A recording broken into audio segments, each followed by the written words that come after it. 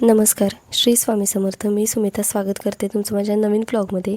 अक्षय तृतीया दिवशी सकाळची लवकर घाई गडबड चालू होती जेवण बनवण्याची आणि जसा सगळ्यांच्या घरी पुरणपोळीचा नैवेद्य असतो तसाच नैवेद्य चालू होता आमच्या पण घरी.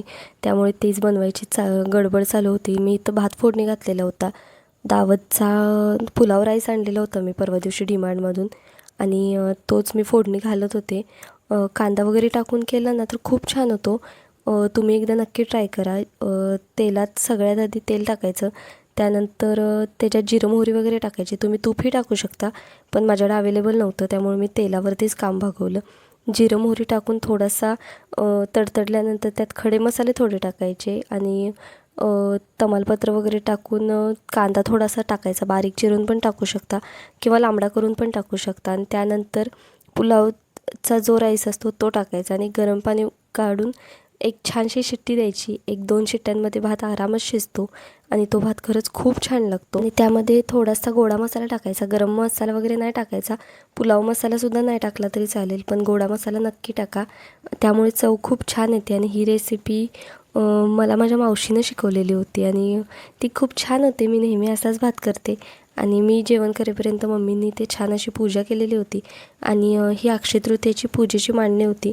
मी फर्स्ट टाईम बघत होते, कारण माझ्या घरी अशी काही पूजेची मांडणी वगैरे करत नाहीत, त्यामुळे मला माहिती नव्हतं. पुढच्या वर्षी मी करेल नक्की.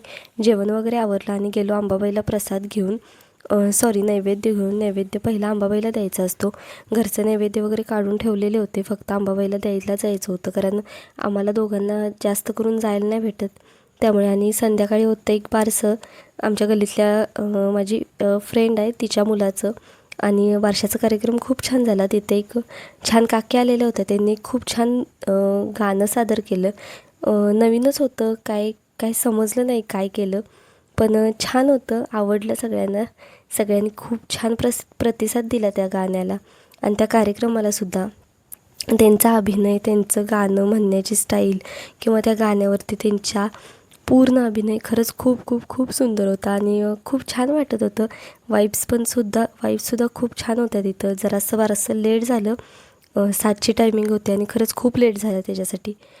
असो, पण एवढा लेट होऊनसुद्धा पाहुणे मंडळींचं कसं स्वागत करायचं आणि कसं त्यांना एंटरटेन करायचं, हे छान झालं. एंटरटेनमेंट पण खूप झालं. त्यांनी गाणंसुद्धा खूप सुंदर सादर केलेलं होतं आणि इथं फोटोग्राफर मध्ये मध्ये येत होता. बाळाचं नाव शिवांश होतं आणि ही त्याची मम्मी आणि बाबा. खरंच खूप छान कार्यक्रम झाला.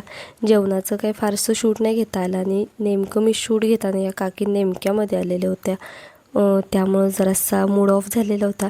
पण असो, कारण मी लेट आलेले होते त्यामुळे पाठी बसलेले होते आणि त्यामुळे जास्त काही शूट नाही घेता आलं. जेवण वगैरे केलं आणि संध्याकाळी त्या दिवशी छत्रपती शिवाजी महाराजांची जयंती होती, त्यामुळं जयंती असल्यामुळे मला बघायला जायला आवडतं.